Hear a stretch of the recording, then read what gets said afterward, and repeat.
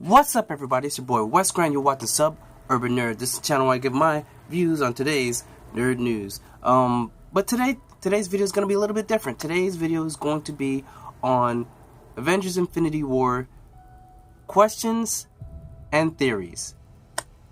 First, I'm going to be actually doing the questions because there's a lot of things. I've talked to a lot of people and they had questions about certain things in the movie. So this video is going to be explaining those things, but at the same time it's going to be giving my thoughts on what might happen in Avengers 4. But first, we're going to talk about one of the major questions which a lot of people are asking. In fact, at the end of the Infinity War, if you stay to the end of the trailer, end of the credits, you've got Samuel Jackson. Then he has a little super page or beep or whatever, and the logo of Captain Marvel shows up, and I literally heard people say, "Who the F is that?" So I'm going to explain and break it down to you who Captain Marvel is. First, we're going to start off that there are actually about several versions of Captain Marvel. Captain Marvel first started, it was created by Fawcett's Comics in the 60s, and he resembled a superhero that you all knew. It resembled Superman, and it resembled him a lot, to the point where it got the attention of DC. So you know what DC had to do? They came through and sued the shit out of them. Pretty much they did that, and they got the rights for Captain Marvel back. I mean, not back, but basically Fawcett lost the rights, had to give it to DC because it was too similar to Superman. But in the late 60s, Marvel actually copywrote the name Captain Marvel. Why? And I think it might be because their name is Marvel, so therefore there was no problem. So they actually got the rights to the copyright or trademark to the name Captain Marvel. So in the early 70s, DC actually decided to change Captain Marvel's name to Shazam. Shazam! And that's pretty much how we got Shazam in DC.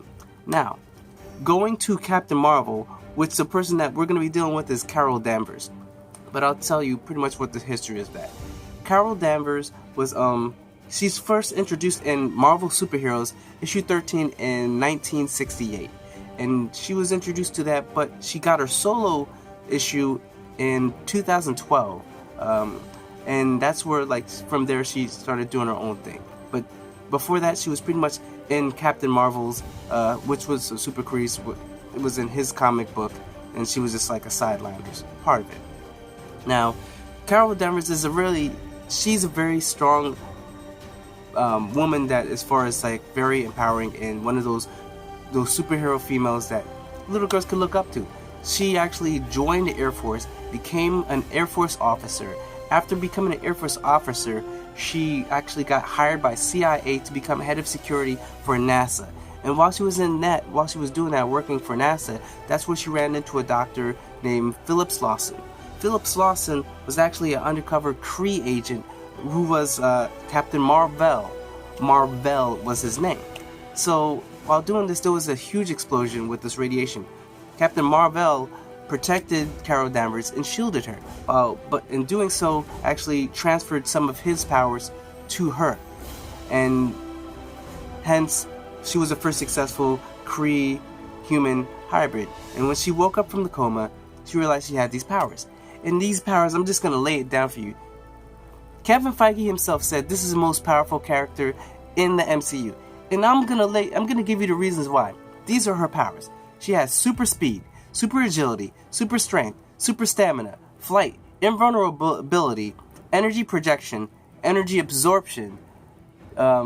She has a danger sense, which is pretty much like a spider sense. She has regeneration. She has cosmic awareness, and the list goes on as far as powers. And when I say cosmic awareness, anything that's going on in the universe, she could pretty much have a spidey sense and sense it. So that being said, yes, she might be the strongest character in the MCU. And I'll tell you a little bit later what I think is going to actually happen, or how she's going to be used.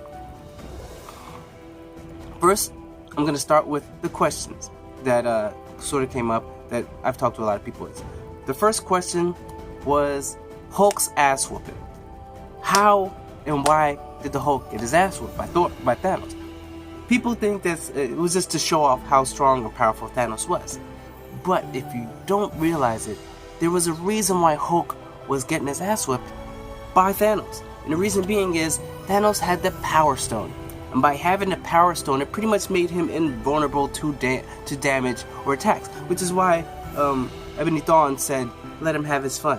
Why? Because Thanos was taking those hits, but it wasn't really hurting him. It's pretty much like the Juggernaut's armor, where he makes him invulnerable. He takes those damage, doesn't feel really pain, but he just keeps going. And that's what the Power Stone is. So that's why at some point when Thanos pretty much shot him and hit him in the face, that's why it seemed like it hurts Thor so much, not Thor, Hulk so much, was because that was taking a hit from a Power Stone. And though you think you didn't see it activate, but it actually it activated as well when they got the, well, actually if you saw him when he got the other stone, but when he was in there, the stone was activated. Power stones or stones themselves don't always have to shine to be activated. Sometimes it's just like certain ones are just on at all times. It's just to focus that's when you see it shine, where they're going to focus that power on something. Like, so it's on. It makes him invulnerable. But if he wants to, say, punch a hole in the moon, that's when he'll go and you'll see that thing and then it start doing destruction. So, that being said, that's why the Hulk got his ass whooped. But that's also why he was afraid. He was afraid because he's never been beat before. The Hulk always goes through, even Surtur. He had no fear of fighting him. But Thanos royally wrecked him. He outboxed him and put him down. So that's why Hulk did not want to come out in the movie. So people wondering why Hulk... Sorry, my nose itching. All right. People were wondering why the Hulk just didn't want to come out. And that's the reason why. It wasn't that he was just scared. It's just the fact that he lost his confidence. And that's why Bruce Banner was like, we got a lot to talk about Hulk. Because he just didn't want to deal with it anymore. So second thing we're going to be talking about as far as people questioning was, why did Star-Lord F up?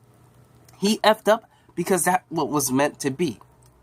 Doctor Strange said he saw 14,605 different versions of what happened, different futures. And only one of them where everything turns out right in the end.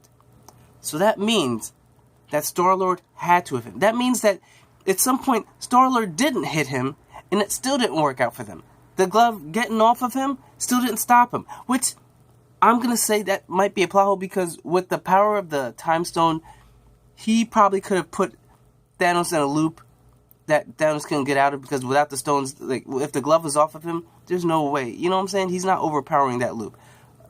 Unless, like, something slips up or whatever. But I think that's a little plot hole. But at the same time, I'm just explaining to you how this could. And that's how Star-Lord happened to do that. And also, don't forget that in Civil War, Tony Stark, even though Tony Stark was like, yo, calm down, don't let this slip. And in Civil War, even though Captain America told him, and it was like, yo, Bucky was not himself. He was being mind controlled. What did Tony say? I don't care. He still went after him. The fight at the end still happened. Why? Because he was just filled with so much rage because of what happened.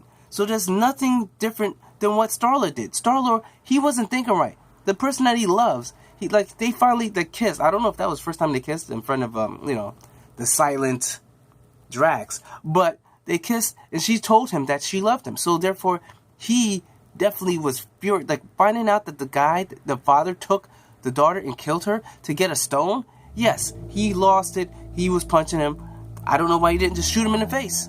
But that's a little bit too R-rated, like, to show someone just straight up shooting someone in the face. And that's why they had him hitting him in the face with the gun. And that's why all stuff ensued.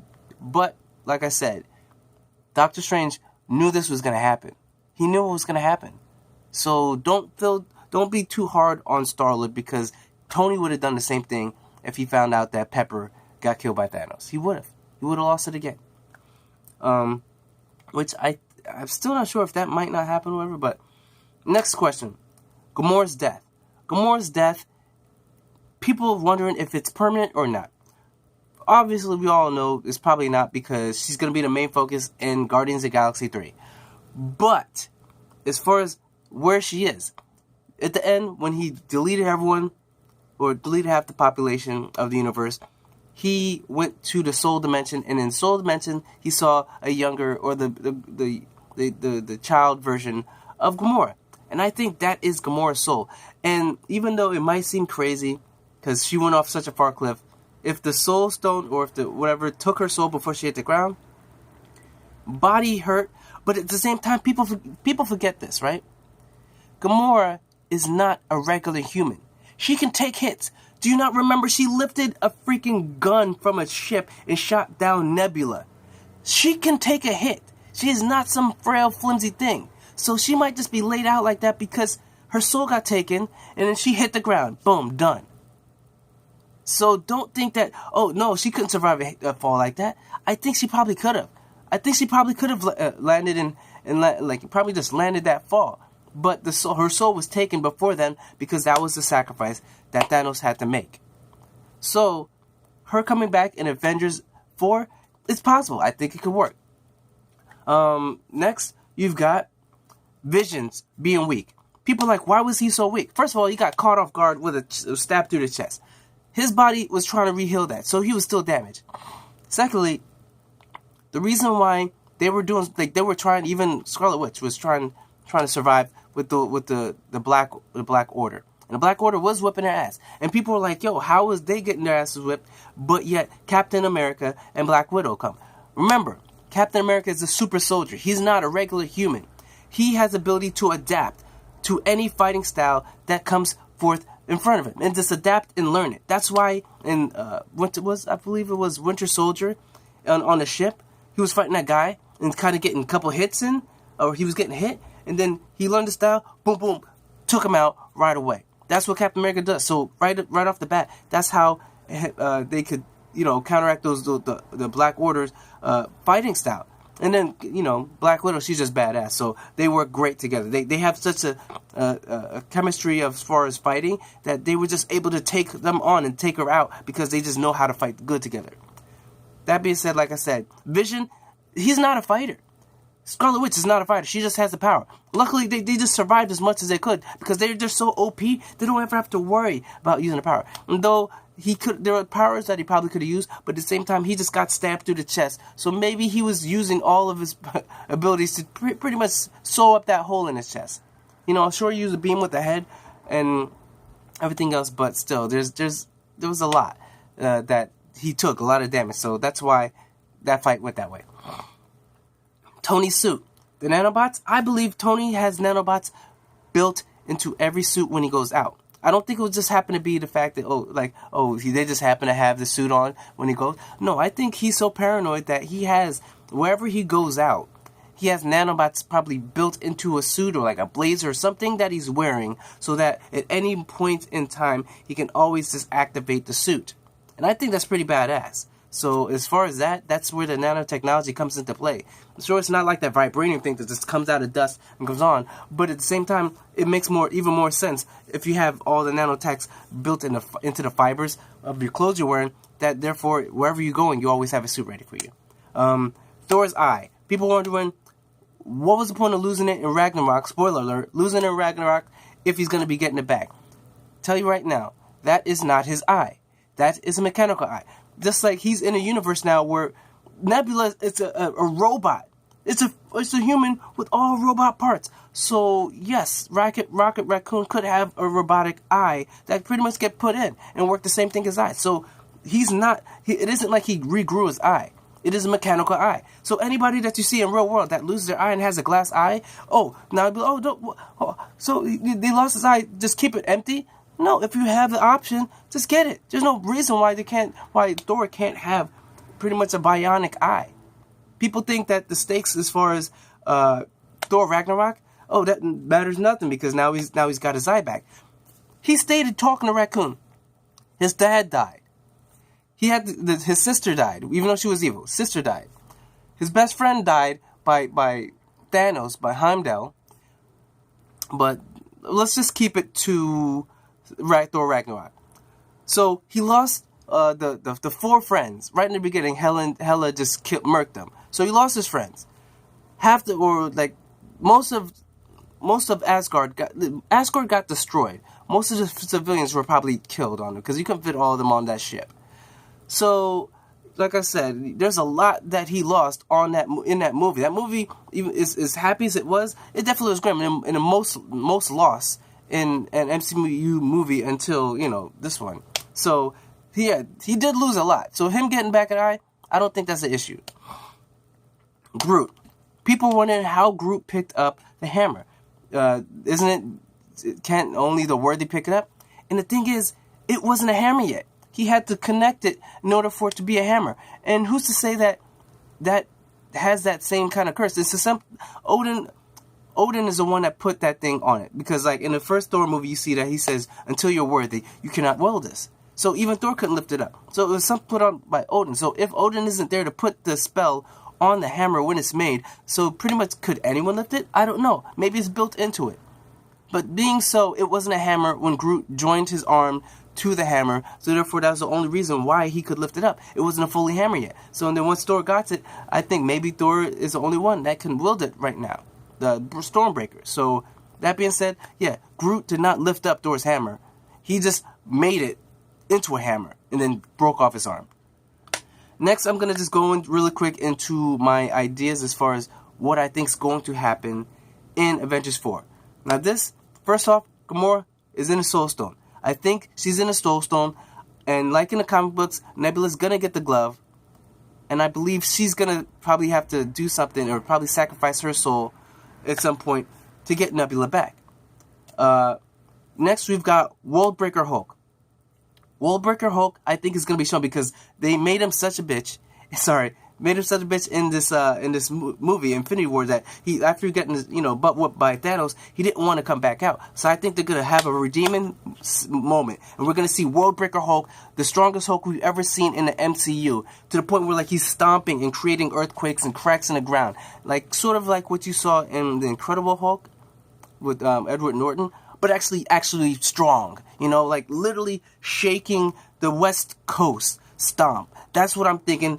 And I think it might happen because Black Widow either gets killed, which would set him off, or she gets, slapped or hit and makes it look like she's hurt or something like that. Sort of like if you ever watched Dragon Ball Super when Beerus came and went to fight a Super Saiyan God, and he pretty much slapped Bulma, and then Vegeta went into this rage and then went off on Beerus. I think that's what's going to happen with the Hulk. I think the Hulk's going to go crazy because Black Widow gets hurt, just show off, like everyone's going to just see this power. And I think that's where Carol Danvers is going to actually come in, because she's also going to be in the fight, but I think she's going to be taking the place of the Sentry, who is pretty much like the guy with 1,000 suns, I believe, or 1,000,000 suns powers, whatever. But yeah, Sentry in the Worldbreaker Hulk storyline, he's the only one that can take Hulk down. He tires him out, and they both just wear themselves out and lose the energy, and Hulk turns back into Banner. And I think that's what Carol Danvers is coming into play, because they said Carol Danvers is the strongest character in the MCU. So the only person that can stop Hulk from going crazy and destroying the world, from flipping out, is to have someone that's the strongest actually in there. And I think that's how it's going to work out. I think that's what's going to happen as far as the instead of Sentry, you're going to have Carol Danvers or Captain Marvel come through, have to go toe-to-toe with Hulk after Hulk goes crazy and goes after Thanos. And I think he's going to wail on Thanos and take him down a couple notches. Because that glove on his, you've seen it at the end, it was kind of charred. Even though he can still use the stones, I believe. But I don't think it can be used as much as I think they're kind of taxed. So there's that. And then I think Tony and Cap, someone's going to have to sacrifice himself. At some point, I believe, probably Captain America is going to get the glove, and it's going to be tearing him apart. And when he tries to reverse everything, I think there's going to be a sacrifice. I don't know if it's Tony, I don't know if it's Cap, but someone's going to have to die, and I'll be sad to see who it is. But that's pretty much my predictions for this movie. That's all I can think of right now as far as the main ones that I think are going to happen in Avengers 4. And that's pretty much it. So remember, if you like what I talk about, or if you think my ideas are on point, just comment down below. I'll get back to you. Remember to put on the notifications for any videos, share, like, and get back to me. So pretty much that's it. This is the first type of video I've ever done like this, so just tell me how I did. So remember to subscribe, check out my actual review of Infinity Wars, and check out my playlist of my daily nerd news. So remember, I'm Wes Grant, you've been watching Suburban Nerd, and you've just been nerdified. See you in Infinity War 4.